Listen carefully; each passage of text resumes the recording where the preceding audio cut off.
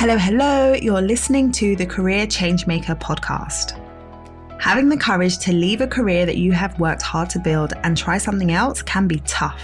So in each episode, we dive into key career change strategies so that you have a clear understanding of what is required to transition into a new role or a new industry without feeling like you have to start at the bottom or have to take a massive pay cut. Because hashtag ain't nobody got time for that. If you are ready for frank and honest discussions about how to become a career change maker, keep listening. I'm your host, lawyer turned career strategist and executive coach, Janine Esbrand.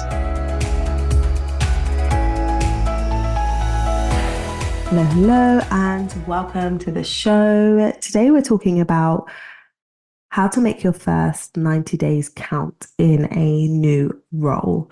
Often we can focus so much on making the transition, making the move, and all that is required to make that happen. The networking, the applications, the interviews, the negotiations, and all of that. But your journey really begins with the company once you start, right? Once you start on your first day, this is where you are able to just dig in and start doing the things that you read about in the job descriptions, start doing the things that you talked about in interview. And what can often happen is people go in on day one and want to make such a good impression that they just go with the flow and wait for the onboarding process to happen within the organization. And whilst there is room for that, there is also room for you being intentional about what you do in the first 90 days, because the impression that you make at the beginning is going to determine your foundation in terms of the relationships that you are building and potentially the types of work that you get included on or get involved in. So we want to hit the ground running and we want to make a really good impression. I've got quite a few one-to-one clients who have secured roles who are transitioning into those new roles. So if you're listening, lean in to what I'm saying. And if you're someone who is hoping for a new role, this is going to be relevant. This is one of those episodes that you want to earmark, you want to bookmark and come back to in the future. So if you've been around me for any length of time, if I've worked with you, if you've been a client, you know that I talk about 90-day planning quite a bit. 90-day planning is super, super helpful in helping you to reduce overwhelm, stay focused, and take enough action for you to be able to move towards your goals. So the first 90 days in your role is what you want to be planning out and mapping out. And I know that for some people, it's easy to be like, how am I going to do that? I don't know what's going to be required of me. So how can I map out what I'm going to be doing in the first 90 days when I haven't started? So I don't actually know. Well, let's talk about it. Let's break it down. So firstly, let's talk about what happens before you start. So that time period between you landing the role and actually starting the role, it could be weeks, it could also be months, depending on notice periods. As someone who comes from the legal industry, notice periods for lawyers and many people in professional services space is 3 months. So you could be, having an interview and then not actually starting your role for a whole another quarter. So in between that time, what you want to make sure that you're doing is really understanding the company and its culture. Whilst you may have done some research around that when you were thinking about applying for the role, now that you're in and you have an offer and you are going to be joining, there's more opportunity for you to be able to ask questions and find out more about the company and the culture, so you really understand what it is that is going to be expected and what you may find in the environment. The easiest way to do that is to start networking with your future colleagues. So start having conversations with people who you're going to be working with, people in your team. Don't wait until the first day that you start to start introducing yourself. You can take the initiative, reach out to them on LinkedIn, just start a dialogue. And if you have specific questions about the company and about culture, you can ask those people. You want to be understanding your role and the expectations, right? So really think about, what is it that I learned about the company and their goals, their strategy, and the reason why this role exists? What did I learn during the interview process that is going to help me to really think about what I can expect, right? So understand the role, understand the expectations, and then set yourself some personal objectives. What do you want to achieve in the first 90 days? Yes, they're going to give you work to do. Yes, there's things that you're going to have to do and learn that is going to be directed by the organization, but you can make some decisions around what it is that you want to achieve. So this is particularly relevant if you're someone who's making a career change and you're transitioning from, say, one industry to another or one type of organization to another. It's likely that you're going to feel a little bit of imposter syndrome. The reason why you might feel that is because there's going to be an element of learning, a steep learning curve in some areas, and you may feel like that lack of knowledge means that you're on the back foot. This time in between the interview and when you're starting is prime time for you to skill up in terms of your knowledge or plug any knowledge gaps that you may have. There are so many resources out there that you can leverage so that you can plug those gaps. You can find the information that you feel like is missing. You can find things that you can read up on so that when you are starting, you feel fully knowledgeable in all the areas that you're required to be knowledgeable. So that's before you start. Then, first month, when you first get started, week one is going to be like orientation, you digging in, learning company policies, speaking to HR. They're going to be onboarding you. You're going to meet your team and your superiors, so the people that work within your organization and that you're going to be working alongside.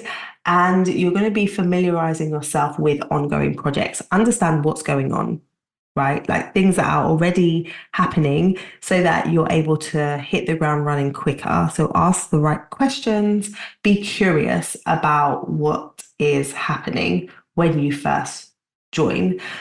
In terms of meeting your team, if you haven't been introduced to everybody, it's a great idea to use your first few weeks as an opportunity to connect. So you can reach out to people and say, hey, I'm new here. I would love to have a conversation with you to learn more about your role. And people are typically very, very open to that when there are new joiners. So do that in your first week.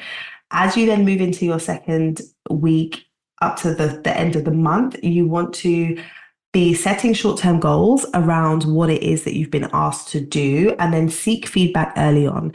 It's great to know that you're on the right track. You don't want to just have your head down for the first few months doing things the way that you think it should be done, only for your line manager or your peers to turn around and say, that isn't what we wanted.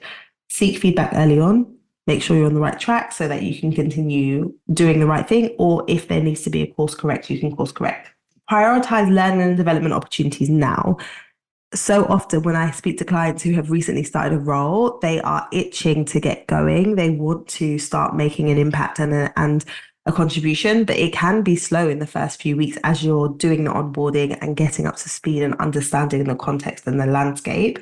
So what I would say is, rather than feeling like these people are paying me money and I'm not doing anything, utilize the time, prioritize learning and development opportunities, use the time to maybe look at the online filing system, look up some other previous work that other people have done, read emails, understand the tone and those kinds of things and what's expected. Use the time that is free for you right now to create development opportunities for yourself. So that's the first month. Now, as we move into the second month, by the end of the first month, you should start to feel a bit comfortable in terms of the people that you work with, the way things are done, and understands the systems and processes. Now we're moving to the second month, you're able to start adding value. So start contributing to projects, start giving your perspective on team meetings, start sharing what insights you've gained from what you've been exposed to so far, so that you can start to demonstrate your skills and abilities and really demonstrate to your team members and your clients, if you're working on a client-facing project or in a client-facing role, that you have the skill set and you have the abilities to thrive in this type of role. So as you do that, as you demonstrate your skill set, as you work hard, as you show the value that you're adding, the trust that your team has in you and your ability to get things done is going to increase. So you want to build that trust early on, showing that you are somebody who is a safe pair of hands is super, super helpful. So that's your second month. So that's what you want to be focusing on, contributing, adding value. And then in the last month, you want to establish your presence. So in the first few months, you should be paying attention to who the movers and the shakers are within the organization, who does what, who are the people that are making decisions, who are the people that are good to know, so that you're able to make sure that you're getting to know these people and you are building relationships, and also asking for opportunities to take on more responsibility. You may see that there are some opportunities for growth, or perhaps there's a suggestion that you could make based on your previous experience in your previous company or things that you've seen elsewhere. That could be an improvement on a process or an improvement on a way that things are done, or maybe you initiate a new project. That would be helpful. You want to make sure that you are looking for opportunities to share, to improve, to grow, and evaluate your progress throughout. Okay. And then at the end of the 90 days, you want to start planning for the next 90 days, plan beyond, right? Like, what are we going to be doing next? I've laid the foundation. I've got to know people. I've started to do work. I've added value. Now let me think about where I want to go from here. I think the biggest thing to remember when you're moving into a new role is they hired you because they can see that you have potential to thrive in this role. So when the doubt kicks in, when the imposter syndrome pops up, just know that you have a body of work that you have created over the course of your career to date. Within that body of work, you've developed a skill set. You have developed experience, you have gained exposure, you have gained understanding, you have gained a lot, and you bring all of that to this role that you're in right now. So it takes a while to acclimatize. It takes some time for you to understand how things work here. It takes time for you to know how you even add value, but don't doubt that you're supposed to be there.